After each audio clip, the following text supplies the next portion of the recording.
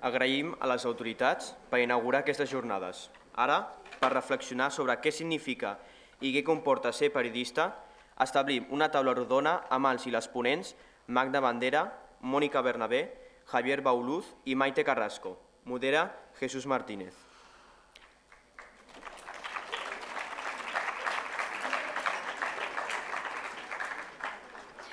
Magda Bandera es periodista, cofundadora y directora de la revista La Marea.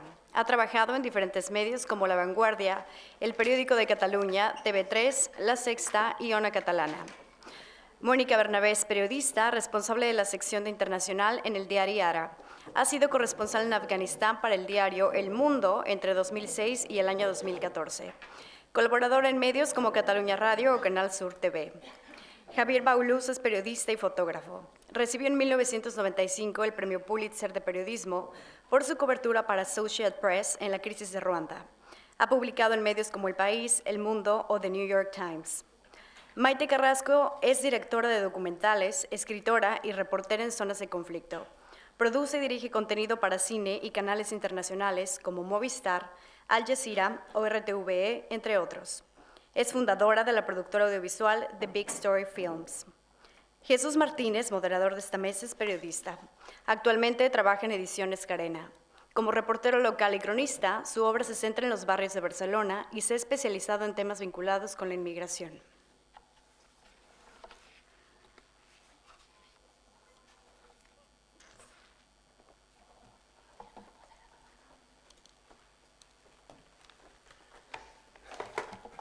Hola, buenos días a todos y a todas.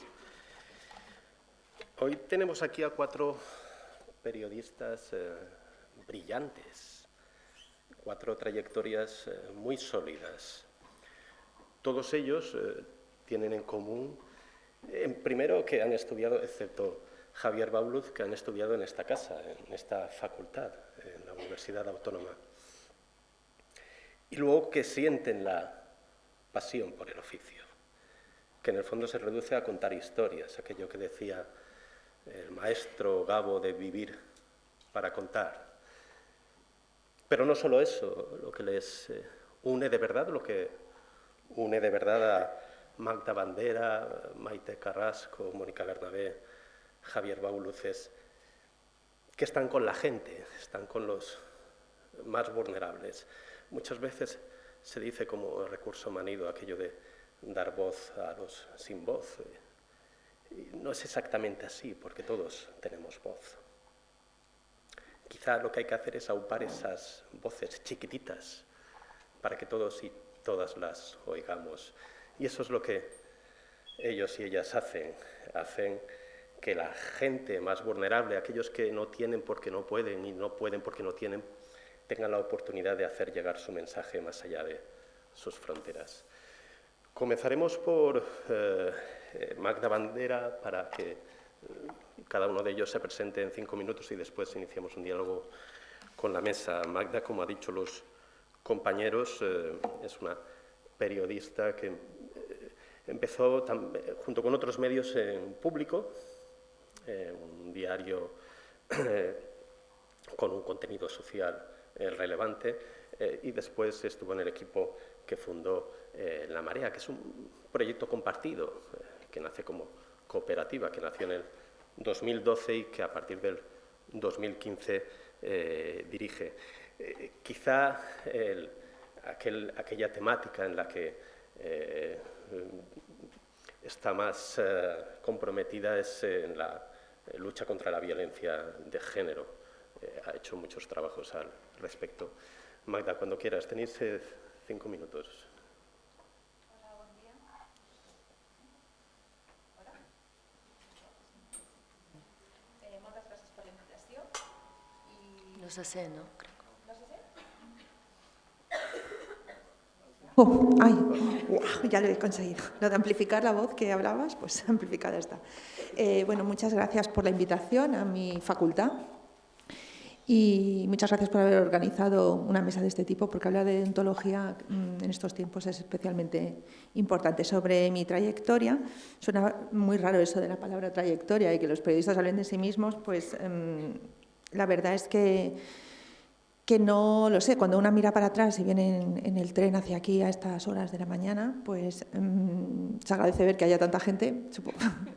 Yo empecé pues desde el primer día trabajando, ¿no? Porque no lo podía hacer de otra manera y porque era la única manera de aprender. Entonces empecé a colaborar en una revista juvenil de una asociación que se llamaba SIPAJ, Servei d'Informació i Promoció d'Activitats Juvenils, y siempre intenté combinarlo. Empecé después con una beca en La Vanguardia y sufrí aquí a Josep Carles Rius, que fue mi profe práctico. Él y Juanjo Caballero, pues hay grandes batallas, porque yo creo que es como se aprende de verdad es peleándote en una redacción. Y cuando eres becario en un medio tan grande no te enteras de casi nada. Yo creo que me estoy enterando ahora de las cosas que vi después, ¿no? Que aprendí después, o sea, con la perspectiva, ¿no? Porque eres jovencita, hay un despacho ahí muy grande, llaman a la aquelarre la reunión de jefes, que tú dices, ¿por qué? Si solamente creo que había una tía, o sea, no sé por qué le llamáis aquelarre. Pero ahí es donde se deciden las cosas y tú no te enteras de nada, ¿no? Pero también tienes una libertad que la verdad que era importante porque haces tus temitas que no son conflictivos, temas sociales, temas de cultura, no pasa nada, luego para jóvenes, porque eres joven, te alargan la juventud, luego para chicas, cosas de ese tipo, pero estás bien. Pero sí recuerdo que en el fondo, la vez que una de las preguntas que me decían que hay que enfrentarse y ver, bueno, que tú te planteas alguna historia ética, a mí me pasó con un reportaje que me pidieron sobre mujeres que perdían su trabajo al quedarse embarazadas. Y era súper difícil, ¿no? Imaginaros, porque en la edad que tiene una ya, pues no había Google, no había forma de acceder a según qué, entonces te buscabas muchísimo la vida y Rius siempre me ponía unos retos muy chungos, ¿no? Pero bueno, yo los salvaba. Entonces era lista. Pero, ¿qué pasó? Que encontré muchos testimonios de mujeres y no eran especialmente positivos. Cuando te echan al paro estando embarazada, pues no sale muy bien. Yo le escribí, consulté, por supuesto, a asociaciones de empresarios, a todo. Es muy buena escuela estar en un medio tan profesional como La Vanguardia, porque aunque pudiera tener una parte más militante en un medio como el SIPAJ que os decía, pues te lo tenías que currar bien y te enseñaban, ¿no? Pero cuando lo vieron escrito, pues no gustó mucho, ¿no? Porque era un poquito, no es que fuese combativo, pero aquellas mujeres, como os digo, los entrecomillados, pues eran complicados. Yo sé que acabé al final en el despacho del director porque me escucharon. Y entrar en el despacho de un director en aquel edificio de La Vanguardia, en la calle Pelayo, con un conde y todo que tienen de jefe, pues es una cosa que impone. Y conseguí negociarlo, ahí me di cuenta que, bueno, creo que es una de las pocas frases que medio he dicho bien, que era lo de, me pidieron, o sea, negociamos, que podía dejarlo todo, o sea, no me cambiaba nada, porque yo digo, si me decís lo que está mal, yo lo cambio, pero es que si no, no lo veo. Y entonces, bueno, pues quizás se puede empezar de una manera más neutra, no con un entrecomillado, ¿no? Vale, pues ese entrecomillado pasó a ser un despiece y entonces el entrecomillado iba más grande porque era un titular. Pero de todas maneras yo vi ahí que el orden de los factores sí que alteraba el producto, no iba a empezar con las frases de los empresarios, ¿no? Aquello que parece una tontería a mí me marcó bastante porque me di cuenta que también valía la pena pelear. Que aunque fueras el último moco, como era yo, pues si lo hacías bien y se notaba que te creían, y después ahí Rius, con el que siempre me meto, pues tuve su apoyo. Acabé en el despacho del director, precisamente, creo, no lo sé esa historia, lo que fue por otro lado, porque ya os digo, yo tendría 23 o 24 años, pero sí que me di cuenta de que valía la pena, ¿no? Y con esto yo no me planteaba que aquello fuese cuestión de ontología. Igual que no te planteas que eres feminista, sino que tú vas tomando conciencia y hay un día que pasa algo y te despierta, ¿no? De golpe y dices, ostras, esto hay que pelearlo, pero no espontáneamente, ¿no? Entonces, antes cuando decía Jesús que había trabajado en público y que me había especializado bastante en lo que tenía que ver con los temas de violencia de género, también fue por otra casualidad, ¿no? En este oficio nunca te paras a pensar. Y a veces pues pasa algo y te das cuenta que tienes que parar, ¿no? La inercia del día a día en una redacción pues no te lo impide, ¿no? Yo me acuerdo que estaba en público en Madrid con el equipo fundador del diario y fui a parar a Cultura. Y en Cultura, como sabéis que eso se valora regular, entra todo y entraba también televisión. Entonces acaban de asesinar a una mujer que había aparecido en un programa de estos de la tarde, por sorpresa, a traición, porque ella no sabía que allí estaba su ex que iba a pedirle que le perdonara y que se casara, y de una manera presuntamente romántica se arrodillaba y bueno, un espectáculo que, en fin, ella con una cara, la pobre mujer, es Svetlana. Normalmente a las víctimas no decimos su nombre, que eso da para otro debate, pero ya, bueno, es que fue el caso en público, ¿no? ¿Y qué pasó? Pues el despechado la mató poco después, ¿no? Entonces en una calle en su pueblo. me pidieron hacer una información, mi compañera de sociedad estaba elaborando la parte de cómo había sido ese asesinato y a mí me encargaron cómo podría haber influido la televisión, ¿no? en ese caso. Y entonces yo empecé a hacer llamadas a personas que hubieran hecho algo de ontología sobre ese tema, cómo tratar. Además, yo quería saber cómo había ocurrido, ¿no? Cómo podía haber influido esa exposición mediática, y entonces me empezaron a hablar un par de mujeres de deontología y de que sí que había televisión española, había hecho algo al respecto, pero no había nada, ¿no? Y entonces me iba diciendo, por ejemplo, nunca habléis con los vecinos. A mí en la facultad jamás me habían enseñado nada de este tipo. Yo creo que la sociedad en general, cuando yo estudié aquí, este tema era violencia doméstica, cosas que pasaban y, bueno, en fin, iba a la sección de sucesos, pero me iba diciendo todo lo que no tenía que hacer. No hables con ningún vecino, ninguna vecina, no te van a aportar nada, una serie de recomendaciones, y mientras tanto mi compañera, que estaba a pocos metros, estaba intentando reconstruir aquella historia. Y entonces era muy difícil, imaginaros, en un pueblo de Alicante, tú estás desde el teléfono, no sabes a quién, o sea, desesperadamente, lo que hacía ella era lo que hubiera hecho yo.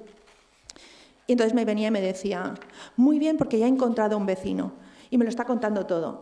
Todas las cosas me chirriaban. Entonces aquel día dijimos, hagamos lo que podamos con esa noticia, pero aquí hay que pararse y hay que pensar. Y tuve la suerte que en ese momento mi director era Ignacio Escolar, en público, y me dije, no podemos seguir así, es que necesitamos referentes, necesitamos saber qué hacer. Y me dijo, haz lo que quieras, preséntame una propuesta. Y entonces con expertas, con especialistas, elaboramos un decálogo.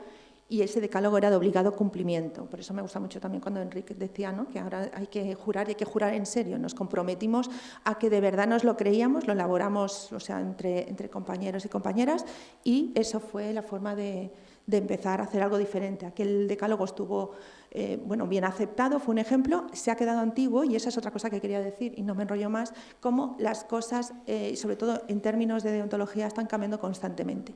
Cosas que hacíamos en ese momento ahora ya no valen, con las redes sociales, con esa última hora, con esa presión de tienes que informar inmediatamente de un feminicidio, que incluso la palabra feminicidio no se utilizaba en ese momento, en el fondo la hemos importado de América Latina, ¿no?, y ahora lo utilizamos de una manera muy concreta. Ponerle ese nombre a las cosas ha sido muy importante, ¿no? Entonces después, al montar la Marea en una cooperativa, la Marea está creada por extrabajadores y exlectores del diario Público, ¿no?, que queríamos hacer algo nuevo.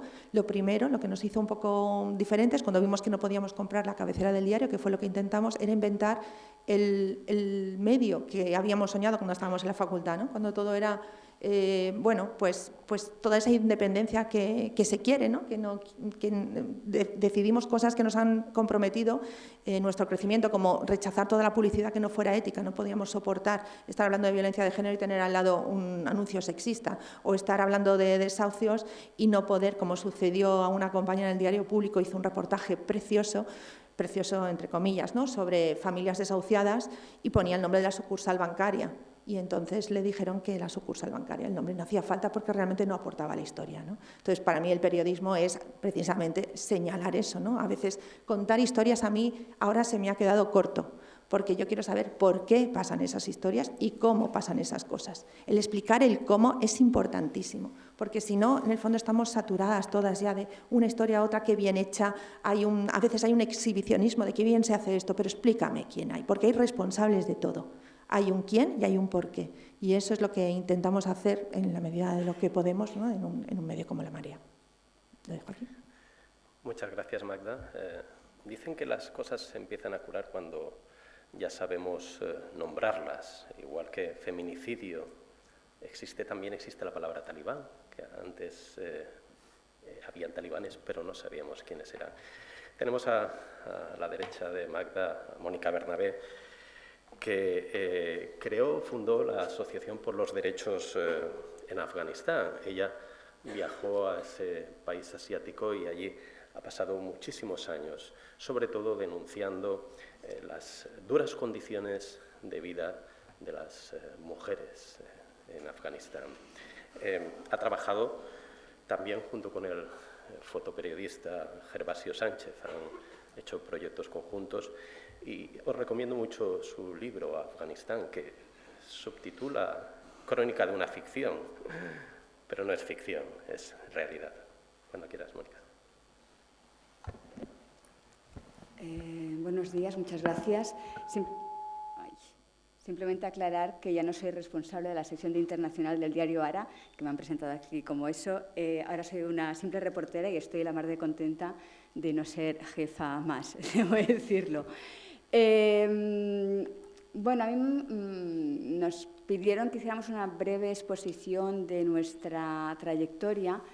Yo viéndoos a vosotros, ¿no?, y a vosotras, me pregunto, no sé qué deben estar pensando, ¿nos deben conocer alguno de nosotros o no nos habrán oído ni nuestro nombre ni nos habrán visto en su vida?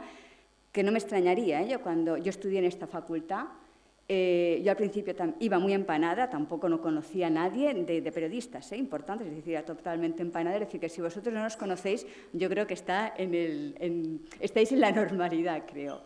Yo cuando empecé aquí periodismo, que también hacíamos de vez en cuando actos de este tipo que nos traían pues, periodistas reconocidos, yo pensaba, uy, ya me gustaría a mí ser así, ¿no? Pero yo no conseguiré eso, ¿no? Y mira por dónde, yo ahora estoy aquí como una supuesta periodista reconocida participando en un acto para vosotros y vosotros los estudiantes, ¿no? Con eso lo que os quiero decir, que aunque lo veáis totalmente imposible qué va a pasar con vuestra carrera profesional, pues digamos que hay muchos caminos y nunca sabéis dónde vais a parar. Yo estudié aquí en la Autónoma cuando la carrera era de 5 años todavía y inicialmente me dediqué al periodismo local, aunque después estuve como corresponsal en Afganistán durante casi 8 años. Mi gran escuela fue el periodismo local y rompo esa lanza por el periodismo local porque normalmente no se le da una gran importancia. Y yo creo que allí aprendí pues a ser periodista, juntamente viniendo a la facultad, porque es que en el periodismo local tienes que hacer de todo, ¿no? Desde, yo qué sé, desde cubrir un accidente, a ir a un pleno municipal, a cubrir alguna información de cultura, pelearte con los vecinos. Y es una base, a mí me dio una gran base para después trabajar como corresponsal en el extranjero, que en cierta manera haces periodismo local, pero en otro país. Yo, aparte de estudiar en la facultad, el último año hice un Erasmus en Londres. Por tanto, cuando regresé, que también regresé totalmente descolocada, no hice prácticas en ningún medio, todo el mundo ya estaba medio colocado haciendo prácticas, yo llegué sin hacer ninguna práctica y mi vía, como digo, de salida fue el periodismo local, aunque a mí siempre me había gustado el periodismo internacional. Y entonces lo que hacía era mis vacaciones laborales, pues siempre me iba de viaje a algún sitio y aprovechaba y hacía algún reportaje que publicaba en el diario local. Pero bueno, yo ya estaba contenta. Para financiarme esos viajes, claro, inicialmente yo no tenía mucho dinero, entonces mi estrategia era irme con alguna ONG. Y en esos viajes, pues un verano no me fui a Afganistán, me fui a Pakistán, que es uno de los países limítrofes con Afganistán. Después de haber entrevistado a una activista afgana aquí en Barcelona, me invitó a ir a los campos de refugiados y desde allí, era el año 2000, cuando los talibanes estaban en el poder, con la inconsciencia de la juventud, pues decidimos entrar en Afganistán como quien va de excursión al Pirineo, tal cual. O sea, no sabíamos de dónde entrábamos. Ese primer viaje que hice en el año 2000, cuando regresamos, éramos 3 personas, hicimos una rueda de prensa en Madrid para explicar lo que habíamos visto. A mí me había impactado mucho. Yo había estado ya en países pobres, pero es muy diferente ir a un país pobre que ir a un país en guerra, como era Afganistán en ese momento, y también me impactó mucho la situación de las mujeres. Entonces, cuando regresamos, hicimos una rueda de prensa en Madrid que tuvo un gran impacto mediático. Recuerdo que El País publicó en la contraportada 3 catalanas entran en Afganistán entran en el Afganistán de los talibanes haciéndose pasar por afganas porque habíamos vestido un burka. Bueno, eso hizo que gente de todas partes de España, ayuntamientos de todas partes de España, contactaran con nosotras como si nosotros fuéramos las portavoces de las mujeres afganas, que no éramos para nada, para darnos dinero para ayudar a las mujeres en Afganistán. Y así es como yo, con otros colegas, creé la Asociación para los Derechos Humanos en Afganistán, que muchas veces a mí me hace gracia, que me dicen, es cooperante, digo, no, es que yo siempre he trabajado de periodista y me he ganado la vida como periodista. En mi tiempo libre me dedicaba a esas cosas, ¿no?, de ONGera, que digo yo, pero mi trabajo siempre ha sido de periodista. Como digo, la primera vez que viajé a Afganistán fue en el año 2000. El hecho de crear la asociación me estrechó los vínculos con ese país, y en el año 2006 me establecí, dejé el periodismo local, a pesar de que tenía un contrato indefinido, con lo difícil que es, y me establecí como periodista freelance en Afganistán. Yo era la única periodista española establecida permanentemente allí. Y bueno, quiero creer que la información que yo aporté, ¿no?, ayudó a entender aquí en el Estado español lo que estaba ocurriendo en Afganistán. Como periodista freelance, mi principal cliente era el periódico El Mundo. De hecho, muchas personas consideraban que era corresponsal del Mundo, aunque no estaba en plantilla, era periodista freelance. Simplemente para acabar, decir que me imagino que habréis, después ya hablaremos, nos harán varias preguntas sobre el tema ético, habréis escuchado 1000 veces que os habrán dicho que, uy, ¿vas a estudiar periodismo? Lo tienes fatal, no vas a encontrar trabajo. Yo debo decir que a mí eso también me lo decían cuando estudié periodismo. No sé si ese mantra siempre ha sido así, pero a mí también me decían, uy, periodismo, no vas a encontrar trabajo. Yo recuerdo que cuando acabé periodismo, a ver, también no os penséis que es, acabas periodismo, encuentras un trabajo, te vuelves en periodista súper reconocida, súper famosa y ya está. No sé si el periodismo es una carrera de fondo. Os pondré como ejemplo, yo cuando llegué a Afganistán, cuando ya hacía 2 años que yo estaba en Afganistán, mi nombre empezó a sonar ligeramente. Hay una periodista ahí en Afganistán de forma permanente que se llama Mónica Bernabé. Pues no creáis que fue llegar ya, Mónica Bernabé está en Afganistán, ni mucho menos, ¿no?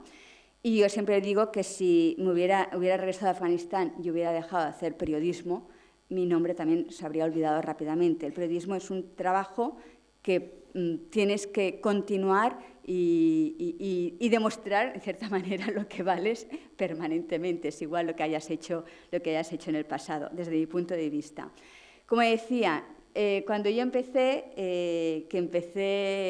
hice unas pequeñas prácticas en el periódico de Cataluña, que entonces era muy jovencita, y me encargaba de cuadrar las cartas de los lectores, que no sé si sabéis qué son las cartas de los lectores, pero bueno, son unas cartas que los lectores...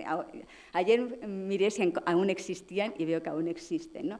Entonces yo me encargaba de editar las cartas de los lectores, llamarlos para comprobar su identidad, o sea, es un trabajo bastante aburrido. Y me acuerdo que en el periódico de Cataluña había un periodista, que ahora ya ha fallecido, muy reconocido, que me dijo, estaba yo pues al lado de su despacho, y me dijo, ¿para qué te has hecho periodista? Porque cuando toda esta gente se jubile, toda esta gente se refería a los periodistas del periódico de Cataluña, me dijo, tú ya serás demasiado grande, ¿no? Como diciendo, no vas a encontrar trabajo en tu vida a no ser que sean las cartas de los lectores. Ese periodista reconocido después empezó a trabajar en Catalunya Radio, y yo cuando estaba como corresponsal en Afganistán, a mí me entrevistó como la corresponsal española en Afganistán. Él no se acordaba de mí, pero yo sí que me acordaba de él. Con eso os quiero decir que la vida da muchas vueltas, ¿no? Y aunque os digan que, uy, no vais a encontrar trabajo, o uy, lo tenéis muy negro, realmente nunca se sabe lo que puede pasar, y si trabajáis y si le ponéis empeño, yo creo que realmente podéis conseguir lo que os propongáis. Muchas gracias. Muchas gracias, Mónica.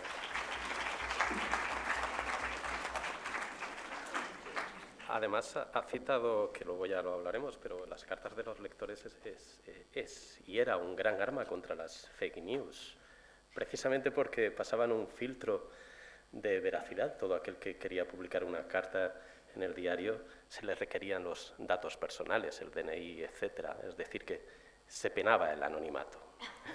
Maite Carrasco es reportera de guerra, enviada a muchos lugares de conflicto, especialmente, y recuerdo las primaveras árabes, que fueron aquellos movimientos esperanzadores de libertad que inflamaron buena parte de la cornisa mediterránea, Egipto, Túnez, Libia. Además, ha luchado contra la precariedad de los periodistas enviados a zonas de conflicto.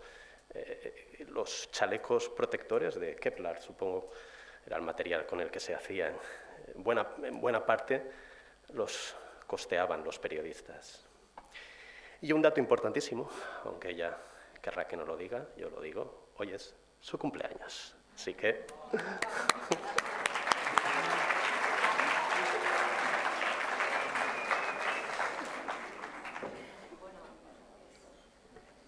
És una alegria estar aquí, la veritat que avui som 48 i bueno, m'he emocionat quan estava baixant les escales, que un dia em vaig caure aquestes escales. Y bueno, continúo en castellà, que soy una mica més ràpida ara, que he estado mucho fuera viviendo y estoy retomando el catalán. Cuando yo estudiaba aquí fue el año 92, llevaba el pelo rapado y ropa negra porque era grunge, una expresión que vosotros no conocéis seguro. Pero fue un año muy especial porque, como comentaba el decano, fue un año en el que empezamos aquellos 4 años, ¿no? Eran 5 y nosotros fuimos los afortunados. Y éramos los odiados, porque claro, teníamos un año menos y estábamos pues, a la par, íbamos a salir aquel año 2 promociones a la vez, con lo cual nos odiaban. Y fue para mí un año también precioso, unos años maravillosos aquí en los que aprendí muchísimo y hasta hoy no me doy cuenta de todo lo que aprendí. Fijaros que he vuelto a esta facultad muchas veces para dar clase, para hablar, pero hoy hablamos de deontología periodística y de ética y me he acordado que yo saqué matrícula de honor, que fue mi única matrícula de honor en ética y deontología periodística, que fue una alegría porque creo que te abarataba la matrícula, creo, para el año siguiente y bueno... Y no recordaba yo hasta qué punto en mi trayectoria vital, yo no he jurado esto que juráis ahora, pero lo he llevado siempre en el corazón y en la cabeza, porque me he dado cuenta de que toda la vida he luchado muchísimo por ser libre. Y ser libre significa para mí ser freelance. Tengo 48 y soy freelance desde el año 2004. Yo empecé trabajando aquí como becaria en Radio Sant Cugat, y poco a poco fui trabajando después en EFE, fui reportera también local para Telecinco en Almería y luego aquí en Cataluña. Hice de todo, el periodismo local enseña muchísimo, de hecho aprendes todo, tribunal, economía, todo, sociedad, política, y entonces fue una gran escuela para mí.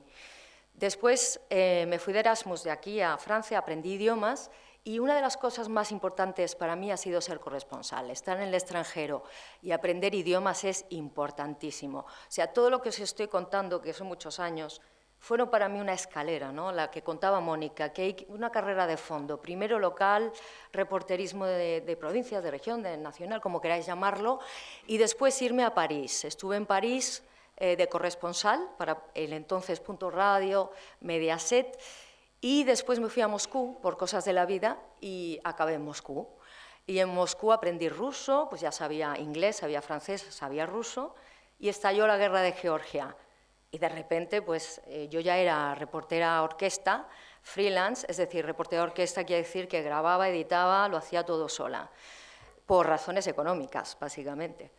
Y entonces estalló la guerra de Georgia y ¡pum!, me planté allí y me convertí en reportera de guerra por casualidad, porque yo nunca había pensado, había leído a Oriana Fallaci, seguramente tenía en mi mente muchos libros que había leído de corresponsales de guerra, pero hasta que no me planté en una guerra no me di cuenta de lo increíble que era estar en un conflicto bélico y ver cómo se estaba cambiando la historia de un país en primera persona, ¿no? Hablar con los protagonistas, tener, digamos, ese periodismo de primera línea, ¿no? Tener la oportunidad de hablar con gente que está cambiando la historia, de gente que será política, que son actores de ese momento, de ese cambio de la historia de un país.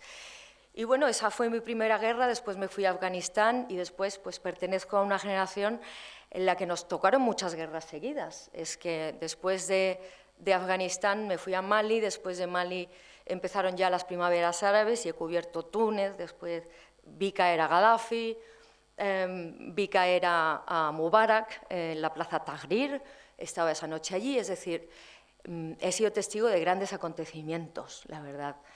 Y después la guerra de Siria. En la guerra de Siria vivimos cosas extraordinarias, salvé la vida tantas veces, miles de veces, y en todas estas guerras he tenido siempre momentos en los que me he tenido que preguntar a mí misma cómo cuento esto, cómo lo van a recibir, cuál es la recepción de la audiencia, qué puedo decir y cómo lo puedo decir. Luego, si queréis, hablamos de momentos más puntuales, pero quería comentaros una cosa. Las guerras, desde que yo empecé, han cambiado muchísimo. La primera guerra de Georgia era una guerra convencional, era una guerra en la que había dos bandos perfectamente identificados, que eran los georgianos y los rusos, dos ejércitos. A medida que ha avanzado mi vida profesional y las guerras, han aparecido lo que se llaman las guerras de cuarta generación. Son las guerras en las que estamos ahora. Son las guerras que no parecen guerras, ¿no? Porque la diferencia entre la guerra y la paz es muy tenue.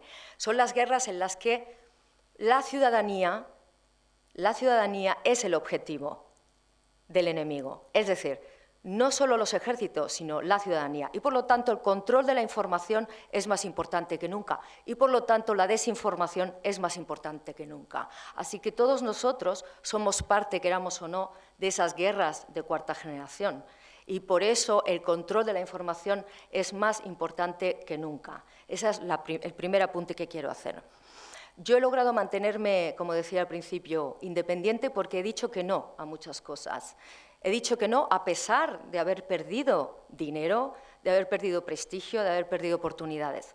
Russia Today me contactó en Rusia para trabajar para ellos. Yo dije que no, jamás trabajaría para ese señor. Y era el año 2007. No se sabía todavía quién era Putin, pero nosotros sí lo sabíamos entonces. Me han ofrecido trabajar aquí para medios de comunicación en Madrid o en Cataluña. Siempre he dicho que no porque para mí la independencia es básica, porque muchísimos medios de comunicación, como sabréis, pues están en manos de los poderes políticos y económicos. Y yo considero que solo siendo libre y solo siendo empresaria, como soy ahora, con mi productora, he podido llegar a hacer noticias y decir no, y me he podido negar, porque solo cuando estás fuera de las redacciones, lamentablemente, tienes ese poder. Pero esto va a dar para mucho debate, seguramente. Y nada, para terminar, dar las gracias a Jaume Ribó, gracias a Santiago Teixidó, al decano Enrique, del que tengo muchísimo cariño y recuerdos de hace mucho tiempo, y a Jesús.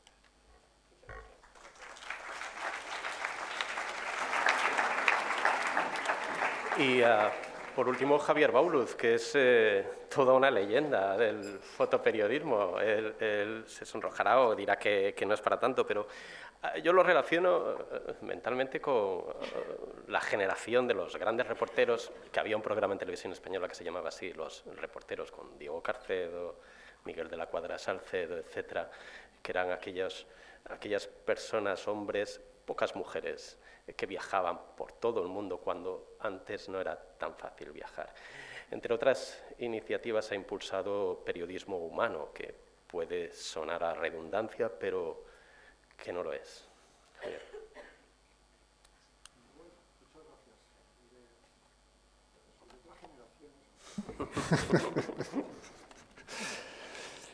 Bueno, pues es complicado.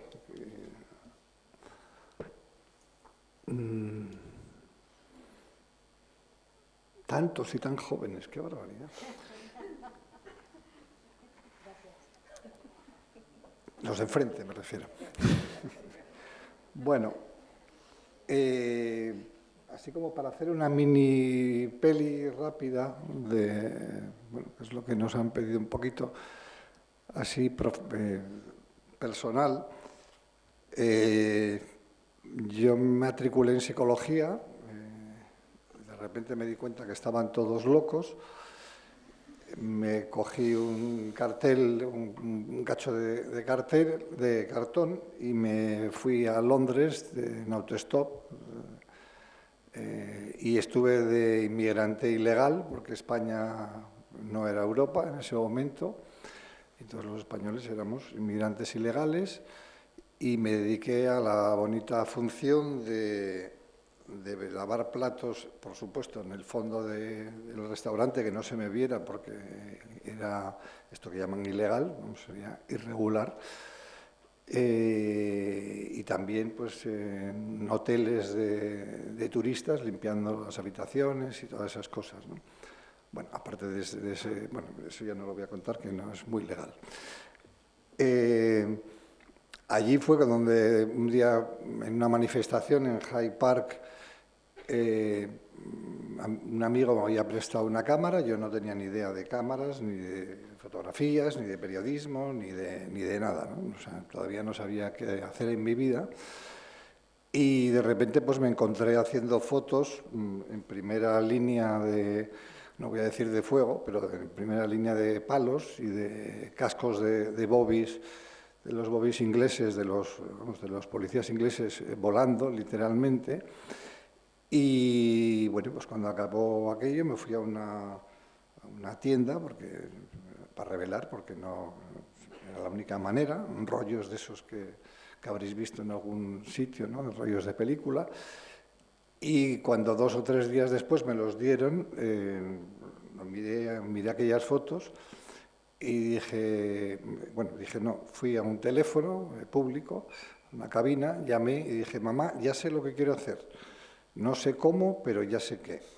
Y esto es literal, tengo testigos. O sea, incluso había una amiga de mi madre que lo corroboró años después, que estaba presente. Dice, este está loco, que dice que va a hacer... Bueno, vale. Y efectivamente, pues ahí me metí metí en nada. O sea, empecé a hacer fotos, a aprender cómo hacerlas, a revelar, que era un rollo para mí patatero total, en el laboratorio, eso que parece como muy romántico. A mí no me gustaba absolutamente nada, había que hacer las copias tú mismo y hacer el cuarto de baño, convertirlo en un laboratorio. Y bueno, pues fui empezando a meterme en cosas, ¿no? Y en no publicar nada, evidentemente, porque llamabas y decías, oiga, que tengo, yo qué sé, llamabas al país, tengo unas fotos aquí de, yo qué sé, no me acuerdo, pues de la visita del Papa. Y me decía, muy bien, ya, pero es algo, no sé, algo especial, es que tenemos nosotros 2 o 3 fotógrafos haciendo eso. Y digo, bueno, pues tengo, no, bueno, total. No había forma. Estando en Madrid, fue, digamos, 1785, creo que era. Era, ¿cómo se llama?, carnavales, los primeros carnavales con un gobierno socialista digamos, recién tomado, 83, perdón, en 85. Y bueno, y de repente se lió parda, literalmente, y la policía empezó a cargar sobre todos la gente de carnaval, y tomé unas fotografías desde una esquina donde se veía, entre otras, a un señor policía disparando con la pistola directamente contra manifestantes. O sea, fue la primera portada, digamos, en el diario 16 que empecé a publicar. Luego vino Alcalá 20, que fue la primera vez que me pasó la guadaña cerquita. Alcalá 20 era una discoteca en Madrid, una discoteca, sí, básicamente, donde hubo un incendio y murieron 82 personas. Yo, afortunadamente, sigo vivo aquí, pero bueno, 2 amigas murieron allí. Y de ahí, bueno, pues me volví a Asturias, empecé a trabajar ya pues como independiente, absolutamente, como sigo todavía. Y la verdad que, bueno, yo creo que la ley del independiente es gastar poco, no es ganar mucho, sino gastar poco. Entonces, bueno, pues vas a la pensión López correspondiente, comes en la pizzería más barata, si acaso, y vas haciendo lo que puedas. ¿Estábamos en dónde estábamos? ¿En 1500? No, ya me perdí. Bueno, da igual. Vine aquí después, después de eso, empecé con los mineros, con las huelgas mineras en el 84, pues es igual, total, no, creo que no habéis nacido todavía.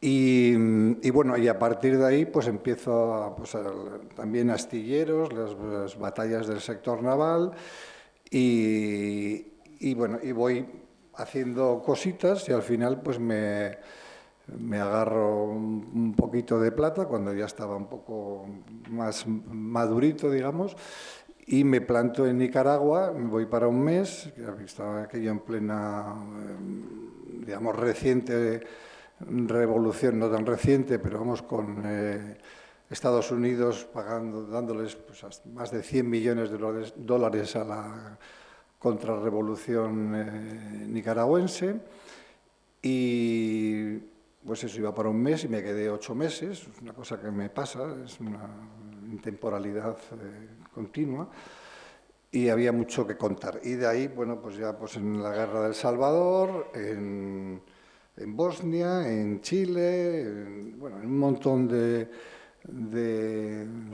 lugares del mundo, pues ya pues empezando, pero siempre empezando prácticamente de nuevo, porque no, podías tener ya muchas cosas hechas, pero al final llegabas a un país y mi sistema era no hacer nada, sino ir a ver qué estaba pasando, hacer fotografías y llevar el rollito sin revelar, sin estar seguro, como ahora, de lo que habías podido fotografiar y presentarte pues, en una oficina de la agencia Reuters o después de AP, ¿no? Y decir, oiga, creo que tengo aquí unas fotitos que igual podían servir, ¿no? Y, bueno, pues te las revelaban allí y de repente decían, pues mira, pues sí, y enviaban unas fotos y te pagaban, pues nada,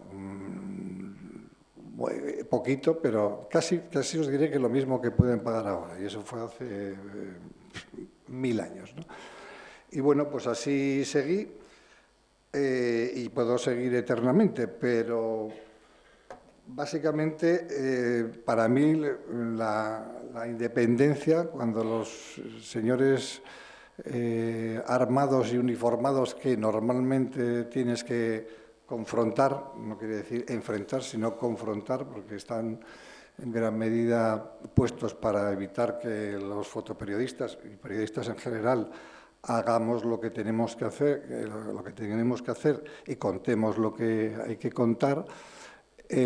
Pues cuando me pregunté, ¿y usted de qué medio es? Digo, yo, independiente desde pequeño, y se quedan así como bastante fascinados, no acaban de entenderlo, ¿no?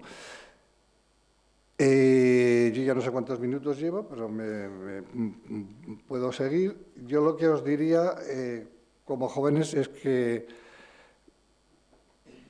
no estéis esperando, y menos en esta época, lo que había antes, que era, pues bueno, pues estudiaban periodismo y luego pues empezaban en un periódico por abajo, iban supuestamente creciendo, etcétera, etcétera. Eso yo creo que prácticamente es una minoría de lo que va a pasar.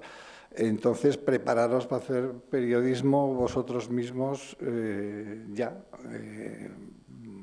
hacer vuestros propios, ya no digo medios, pero vuestras propias publicaciones, buscar gente con más experiencia que os eche un cable, que pueden ser a lo mejor algunos profes de la facultad, no lo sé, y empezar a hacer periodismo y digamos, en la práctica a partir de, yo diría que de ahora mismo, porque ese futuro que supuestamente hace ya tiempo, y por eso, entre otras cosas, hemos ido creando medios de comunicación independientes como Periodismo Humano, como La Marea, como El Salto, como otros que hay, que la idea es hacerlos con otro enfoque, sin ánimo de lucro, sobre todo, porque uno de los grandes problemas es que, no sé en qué momento, pero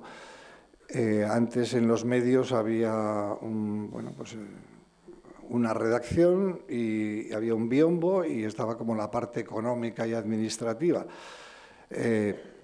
Y cada uno más o menos hacía su función, pero hace mucho tiempo ya, mucho tiempo, que ese biombo desapareció y ahora los que mandan son mandan sobre la parte periodística los de la pela, por decirlo de alguna forma, ¿no?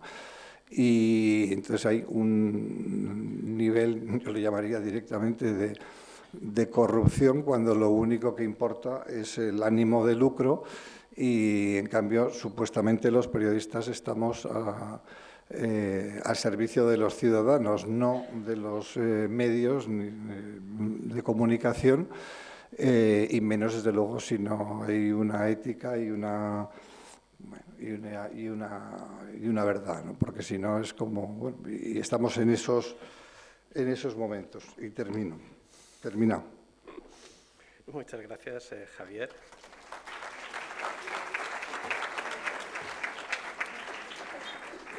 Tenemos varias cuestiones que tratar con vosotros relacionadas con los retos éticos, con los conflictos de intereses en vuestra profesión, en el ejercicio de vuestra profesión, con las fake news, que es sinónimo de la posverdad, que es sinónimo de la mentira. Uno piensa que el trumpismo es relativamente reciente cuando es más viejo que el hambre.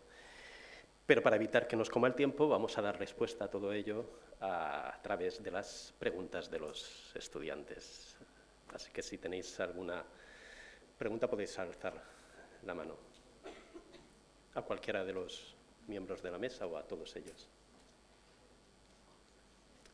¿Sí? ¿Cuántas?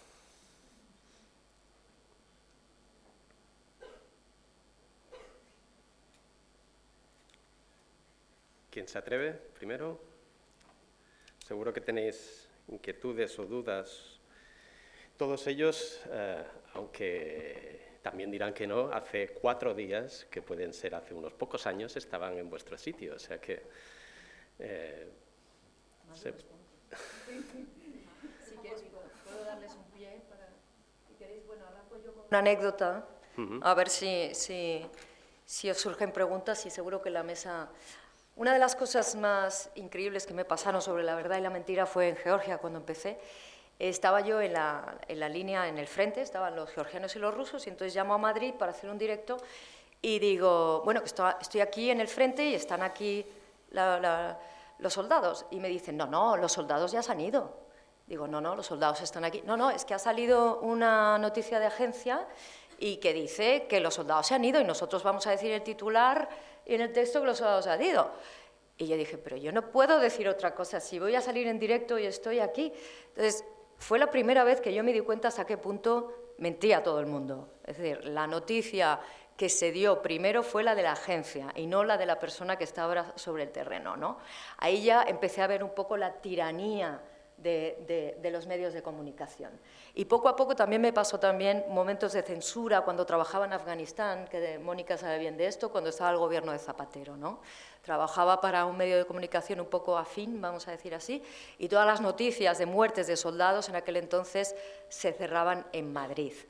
Yo siempre digo que en estos momentos lo que hace falta, además, es que la ciudadanía se dé cuenta de todas estas cosas, es decir, la audiencia empieza a darse cuenta de lo que se les está contando, que el periodista tiene que ser lo más honesto posible.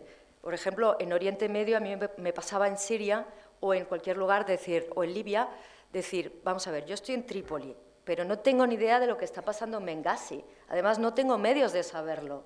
Y tenía un Zuraya para hablar con la redacción, que cuesta, creo que son 1.000 euros el minuto, con lo cual no tenía tiempo de hablar con la redacción, ¿no? Zuraya es un teléfono vía satélite.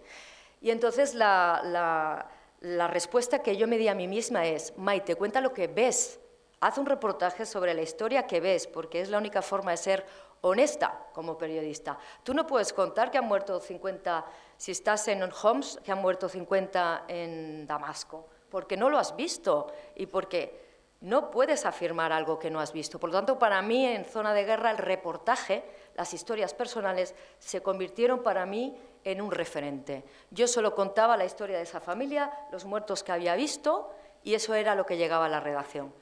Claro que muchas veces cuando llegaba al periódico nacional de gran nombre, cambiaban mi texto y primero ponían la información de agencias y después mi reportaje, que esto también ha ocurrido.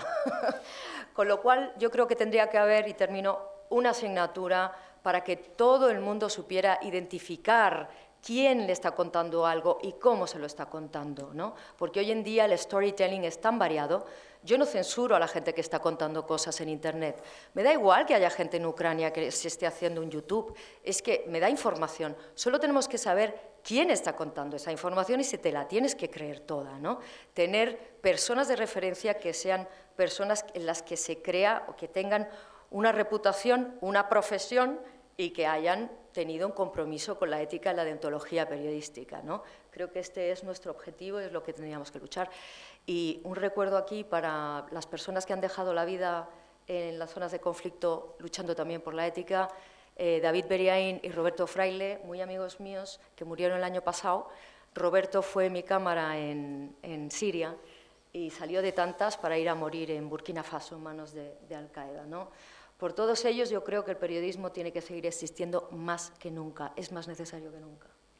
Muchas gracias.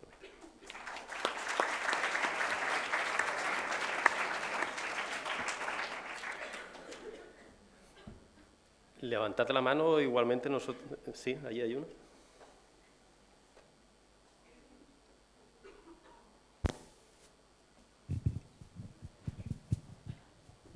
La pregunta va para Maite, por lo que decías antes de que el periodismo freelance es como la única forma, entiendo que ahora mismo, de garantizar la independencia y la libertad, pero ¿no crees que realmente los periodistas deberíamos formar parte activa de los periódicos más que ajena y, digamos, temporal para poder hacer presión y dinamitar, entre comillas, el sistema económico de considerar la información como un negocio? No sé si he formulado bien la pregunta, si se entiende bien. Bueno, eso depende de cada uno dentro. Yo me gustaría, porque, mira, por ejemplo, ellos son freelance también y, no sé, tú tienes un medio, pusiste en marcha un medio de comunicación. Dinamitar desde dentro es muy difícil, porque cuando dinamitas ya no estás dentro, estás fuera. Por lo tanto, es difícil. Se puede estar en medio, es decir, yo tengo una productora y vendo contenidos. Cuando vendo, me corrige lo que digo, pues hombre, lo quieren como ellos quieren. Evidentemente, hace poco le intenté vender una serie a Televisión Española sobre terrorismo y no les gustó nada que salieran terroristas de ETA, ¿sabes? Quiero decirte, en el extranjero sí vendo cosas de este tipo, pero tú sabes a quién tienes que vender. Desde el punto de vista del contenido, tú puedes... Y trabajar para el extranjero también es un asset, como diríamos en inglés. Trabajar para el extranjero como freelance, pues te da esa libertad para dinamitar cosas en tu país. Tú puedes contar lo de los terroristas para ZDF Arte, que están encantados de escuchar a terroristas de ETA, hablando de lo que habían hecho en los años 80-90, ¿no? Y, no sé, con el contenido no voy a decir cómo ni cuándo, pero... en ese sentido, pero quiero dejar a los compañeros que Mónica, por ejemplo, ha trabajado muchísimo de freelance. Bueno, de hecho, cuando has comentado que solamente siendo freelance puedes ser independiente, yo he pensado, pues, qué suerte has tenido, ¿no? Yo creo que no es así, sinceramente. Para empezar, yo creo que el medio para el que trabajes es independiente. Lo importante es que tú hagas un buen trabajo, ¿no? A mí a veces me lo dicen, ¿no? Yo como freelance trabajaba para El Mundo y ahora estoy trabajando para Lara, ¿no? Cuando se lo explicas, dice, has pasado del Mundo a Lara, o sea, menudo cambio, ¿no? A mí la ideología política del medio me la trae sin cuidado. A mí lo que me trae con cuidado es que mi trabajo se publique como yo lo hago. Debo decir que en El Mundo, durante los años que estuve trabajando, nunca me cambiaron una coma de lo que yo escribí. En el diario Ara tampoco me han cambiado nunca una coma de lo que he escrito. ¿Qué pueden hacer? Que eso sí que me ocurrió, por ejemplo, con el diario El Mundo, no cuando David Jiménez era director, lo voy a decir. En Afganistán, todo lo que tenía que ver con las tropas españolas era un tema muy delicado, ¿no? Yo podía explicar lo que quisiera de Afganistán. Ahora, cuando empezaba a escribir sobre las tropas españolas, cuidadito lo que decías, ¿no? El Ministerio de Defensa estaba siempre encima no los militares, porque los militares yo nunca tuve problemas con ellos, sino el Ministerio de Defensa siempre estaba encima de, bueno, imagino que del diario El Mundo y de la mayoría de los medios, ¿no? Porque, por cierto, hago un inciso, el tema de la independencia de los medios, lo que comentaban al principio, que si pagamos por la información, pues esos medios, todos los medios, podrían ser mucho más independientes, porque, por desgracia, si los medios dependen de la publicidad, una de las cuales es la publicidad institucional, que llega mucha pasta con la publicidad institucional, hace que los medios estén atados de pies y manos. Dicho esto, en el caso del Mundo, además yo ya llevaba pues unos 7 años viviendo en Afganistán, por tanto, a mí me afectó muchísimo lo que ocurrió. Era el momento en que las tropas españolas empezaban a retirarse de Afganistán. Tenían contratados un montón de traductores afganos y los despidieron, ¿no? Bueno, me imagino que visteis el año pasado las imágenes de la gente que huía desesperada de Afganistán por temor de la llegada de los talibanes. Pues cuando despidieron a los traductores afganos, pues los traductores afganos temían por su vida, porque básicamente ser afgano y haber trabajado para los militares extranjeros no era la mejor tarjeta de presentación. Yo hice un reportaje sobre eso, un primer reportaje sobre eso para el diario El Mundo. Después les ofrecí otro reportaje más, también me lo volvieron a comprar. Cuando llegó el tercer reportaje me dijeron, no, es que no nos interesa esta historia. Y yo digo, pero vamos a ver, ¿cómo que no nos interesa esta historia? Estos chicos, eran un montón de chicos, están en peligro porque las tropas españolas, bueno, el Ministerio de Defensa español se ha lavado de las manos y me estás diciendo que nos interesa esta historia. Me dijeron que habían recibido, que el Ministerio de Defensa se había puesto en contacto con la dirección del Mundo y había dicho que lo que explicaba esa periodista era mentira. Y les había dado una supuesta información, que a mí no me la dieron, que demostraba que Mónica Bernabé mentía. La pega de que solamente hubiera una periodista española en Afganistán sobre el terreno era que no había ningún otro periodista más español que pudiera confrontar la palabra del Ministerio de Defensa con la mía, ¿no? Era su palabra contra la mía. ¿Qué hizo el Mundo? Gracias, pero no nos interesa más esta historia. No te vamos a comprar más artículos de esa historia. Yo era independiente, pero si no podía publicar el medio que era mi referencia, el que me daba de comer, ¿de qué me servía ser independiente? Yo lo que sí también soy bastante tozuda, ¿no? Y entonces lo que hice, pensé, bueno, yo no lo puedo publicar, pues que lo publiquen otros medios. En el periodismo español, a diferencia de en otros países, como si eres freelance, en otros países, yo al menos tengo un colega noruego, que él pues, puede estar un día trabajando, os lo pongo como ejemplo para que os hagáis una idea. Un día puede publicar en El País y otro día puede publicar en El Mundo, que son competencia total. Es decir, vende su trabajo al mejor postor. Aquí en España no es así. Si tú trabajas para El Mundo, no te va a comprar El País, porque tú eres del Mundo, ¿no? Aunque eras freelance, ¿no? Y además tienes que mirar de vender a alguien que no sea competencia para el medio que tú trabajas, porque si no, entonces el medio para el que tú trabajas, como freelance, te pueden decir, ah, no, ya no nos interesa más tu trabajo. Entonces tienes que ir con pies de plomo. Entonces yo pensé, bueno, pues entonces esto, ¿a quién narices se lo puedo vender que no sea competencia del Mundo y que no, digamos, no me tire yo piedras contra mi propio tejado? Entonces lo que hice fue, bueno, pues me voy a convertir en la asistente de otros colegas periodistas para que publiquen ellos esta historia. Entonces yo contacté con un montón de colegas periodistas diciendo, oye, hay esta historia, yo os puedo facilitar contactos si queréis hablar con los chicos traductores, cualquier cosa que necesitéis sobre el terreno, yo os la facilito. Aparte de eso, con otras personas impulsé en la sombra, claro, todo en la sombra, una bonita campaña en Internet a favor de los traductores afganos. Y bueno, yo siempre he opinado, y después de lo que ocurrió con los traductores afganos, es que el periodismo pone el foco en lo que ocurre, pero el cambio, cuando hay un cambio, es porque ha habido una movilización, un activismo, cuando la opinión pública ha reaccionado, ¿no? Y esa reacción muchas veces se consigue con el activismo, ¿no?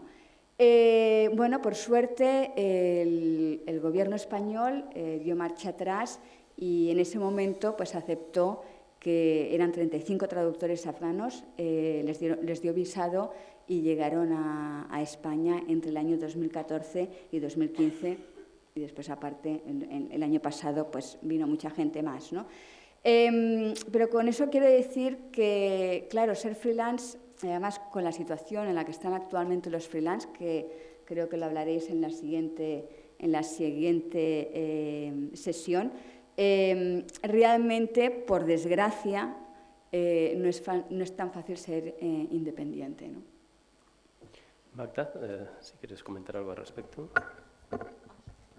Sí, sobre el tema de la independencia, estoy completamente de acuerdo en que si no tienes un medio, nosotros hemos dejado revistas de La Marea y también de Climática, que es un medio que hemos impulsado, el primer medio español especializado en la crisis climática, o sea, los tenéis ahí, he traído bastantes, pero no tantos. Hemos hecho una especie de decálogo para definir qué es un medio independiente, porque todo el mundo es independiente, incluso eres independiente hasta para emitir bulos y desinformar, o sea, lo puedes justificar. Pero era importante definirlo, ¿no? Definir por qué. Decían, bueno, nosotros somos independientes y libres, pues como en una democracia liberal. Yo puedo ser muy libre, puedo decir lo que me dé la gana, pero no me escucha nadie, no tengo ningún tipo de repercusión. Entonces es una libertad un poco entre comillas, ¿no? Pero me ha encantado lo que has dicho de los traductores y traerlos a colación, porque es una figura que a mí me fascina, ¿no? Ha habido mucho, como decís aquí, o sea, el periodista, la periodista, nunca, a mí me enseñaron esto aquí, es que no deberíais conocernos, eso sería muy bueno, que no nos conocierais. Que pasado un tiempo, pues sí que se reconozca el trabajo, porque os acabáis fiando de alguien, ¿no? Porque últimamente el que los periodistas marca, el estar constantemente siendo la noticia al periodista, qué bien, o este consigue muchos likes, o esto de verdad es agotador, y es lo contrario al periodismo porque te está desgastando. Y el tiempo que estás promocionando lo tuyo deberías estar intentando contar esa realidad, ¿no? Entonces hay mucho, con el periodismo de los corresponsales de guerra, que es como la parte más atractiva, yo he tenido a veces algún conflicto, porque tengo grandes amigos que son corresponsales de guerra. Pero a mí me gustaba, por ejemplo, que es el ser corresponsal de posguerra, ¿no? Que me acuerdo que con Gervasio Sánchez hizo alguna vez cachondeo, ¿no? Porque, claro, cuando se acaba la parte sexy de la guerra, porque es que se convierte al final en algo muy espectacular, y antes solamente estaba la tribu tan masculina y que se iban, pues eso, a tomarse sus... siguen, hay mucha machirulada por ahí, ¿no? Pues... a tomarse los whiskies y contar batallitas y no sé qué, pues yo en la línea de Bauluz, supongo, yo he sido bastantes años freelance, porque me autoenviaba, o sea, proponía temas y cuando no me los compraban, pues hacía como Mónica, pues en las vacaciones, en lo que podía, o decir, pues nada, ya me voy yo, ya me lo buscaré la vida. Después resulta que aquel tema que no interesaba, cuando ya lo traía hecho, sí que interesaba, lo que pasa que no querían invertir. Entonces había que hacer algo por economía, que era intentar ir a los lugares de la forma más barata posible, porque no tenía dinero, pero después vi que era la más interesante, porque yo no me quedaba ni en la pensión. Yo buscaba siempre a alguien que, por ejemplo, cuando fui a Serbia la primera vez, pues busqué a una chica que sabía que tenía familia allí. Entonces, lo que hemos hecho siempre cuando vas a algún país, pues te llevas medicinas, llevas hasta cartas que se llevaban, ¿no? Llevas lo que fuera y te metías en casas y abrías sus neveras. Y en sus neveras te daban muchísima información. Sabías cómo vivían, cómo se apañaban. Y te contaban cosas que ya cuando ha pasado, digamos, el primer estrés de traumático, el síndrome postraumático de una guerra, pues no se contaban entonces, ¿no? Y esa guerra, esa posguerra, es incluso más dura. Cuando tienes que, lo que estamos viendo ahora, que en Ucrania aún está la invasión, aún están atacando, pero ya están abriendo fosas y ya están encontrando muchas cosas que no se pueden hacer cuando están en pleno conflicto, ¿no? Entonces, ahí conocí, donde me alojé la primera vez, a un traductor o un fixer o un stringer, como le quieras llamar, que me contaba lo que había sido estar trabajando para la prensa extranjera y cómo se sienten utilizados, que antes se ha hecho una referencia, ¿no? Ese extractivismo que se llama ahora, ¿no? Coges a la fuente, la estrujas todo lo que puedes y ni siquiera te paras a pensar, esa fuente también, no es que sea interesada, que a veces lo es, porque en algunos países te ponen a alguien que directamente trabaja para el gobierno, porque no es tan fácil encontrar a un fixer, a un gran traductor, y esa persona es parte del conflicto y está sufriendo y te cuenta, y este, por ejemplo, que es además serbo-croata, o sea, que de padre serbio y madre croata, me contaba el conflicto emocional que era para él y cómo a veces se daba cuenta que sin querer había influido la información. Entonces a veces contamos lo que estamos viendo y en un segundo viaje yo me arruiné porque hice un libro sobre posguerras, sobre embargos, y es que me daba cuenta que la primera vez que iba no me enteraba de nada y tenía que ir una segunda vez. Ir 2 veces a Irak pues no es muy barato. Y sobre todo para algo que no es sexy, que lo tuve que publicar en un libro porque eso no quiere que salga en un reportaje cualquiera, ¿no? Entonces, esa historia, el poder hablar cosas que yo creía, esa primera impresión muchas veces es muy válida. La primera impresión pasa de manera intuitiva y no sé si os pasa y te hueles algo, pero después, cuando vas teniendo más información, se te desvía y cuando coges distancia, a veces esa primera impresión valía muchísimo porque habías captado cosas, ¿no? Eso quiere decir que se necesita tiempo. Y ahora nadie te paga por esas distancias, no te paga nadie por estar... bueno, lo que quieren es la imagen, todo el mundo que se vea de aquí tenemos a alguien, y lo que decía Maite, yo no tengo ni idea si estoy en Chile y me tienen de corresponsal para informar de Nicaragua, perdona, o sea, es como Asia, ¿no habéis visto corresponsal en Asia? Pero por favor, si yo no sé lo que pasa en Albacete, o sea, de verdad no tiene sentido, pero es un espectáculo brutal, ¿no? Y ahí también hay una romantización, que por eso me gusta mucho lo que decís, haber empezado en lo local, ir viendo lo local, y no es por lo de decir que es lo más difícil, pero yo creo que lo es. De hecho, yo estuve a punto de entrar en el diario de Vilanova, soy de Vilanova y Geltrú, y me hicieron esperar muchísimo aquel primer día, o sea, que yo iba, que estaba todavía aquí estudiando, y fui a buscar curro, y entonces me puse chula y dije, oye, a mí, yo me merezco el mismo respeto que cualquier persona. ¿Por qué? Porque soy la última becaria de mierda, pues no me cogen, y me fui. Y acabé La Vanguardia, me salió bien la cosa, pero no lo sé si me salió bien. Yo sé que me hubiera sido más difícil en Vilanova y encontrarme a la gente de la que voy a hablar, porque se montan unos ecosistemas y hay anunciantes, y hay gente que si tú haces, por ejemplo, pues la historia de un feminicidio, te los vas a encontrar después a sus familiares por la calle. Es durísimo hacer prensa local, a no ser que hagas lo que se hace ahora, por la publicidad institucional. Yo veo ahora compañeros, los pocos medios locales que sobrevivieron, de hecho el decano de la prensa local era el diario de Vilanova y desapareció hace ya unos años, pues eso, ¿no? Que no, esto, cuidado, y yo que soy asociada solo me falta que me venga un vecino a partirme la cara, no estoy yo para estas cosas, ¿no? Pero es muy difícil y es, bueno, es de la forma un poco de aprender, pero eso de el estar sobre el terreno no siempre vale, y ahora, por ejemplo, y con esto acabo, sí que en La Marea, que me he quedado ahí atrapada ya 10 años, pero sí que es como crear un espacio de confianza, donde mucha gente sabe que no le vas a contar las historias, pero sí que desde el otro lado, cuando un corresponsal te vende algo, uno dice, qué difícil es que me compren algo, pero yo qué sé quién eres y cómo trabajas y cómo contrastas. Porque te llega algo y te tengo que hacer muchas preguntas que pueden ser ofensivas, pero es que hemos visto que se cuelan muchas historias. Cuando tú decías lo de las cartas a la redacción, yo empecé en La Vanguardia pues con la sección Feliz Cumpleaños, ¿verdad, Rius? Aquella sección tan bonita, pues era la hostia, porque es que te venía el teletipo de la agencia EFE y te ponía, hoy cumplen años, que yo todavía tengo en la cabeza que el 25 de febrero cumple años José María Aznar, maldita sea la hora que memoricé eso, pues cada 25 de febrero me dan ganas de decir José Mari, feliz cumpleaños.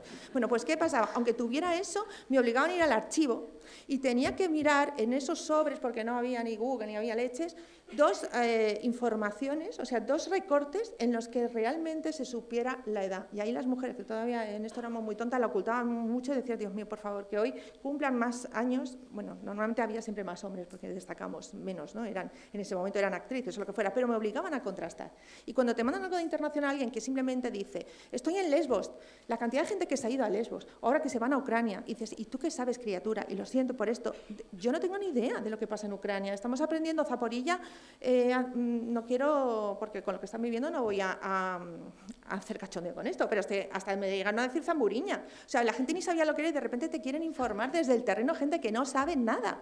Entonces también aquí hay que tener un poco de humildad porque vamos como a la fiebre del oro, todos a algo sin tener esa documentación y te van diciendo yo veo esto y no sabes ni distinguir si son rusos o ucranianos. No tenemos la suerte de saber ruso como Maite, ¿no? Entonces en ese sentido sí que creo que hay que tener la humildad y no romantizar absolutamente nada, porque también hay mucho buscavidas y el trabajo de contraste tiene que ser el mismo estés donde estés.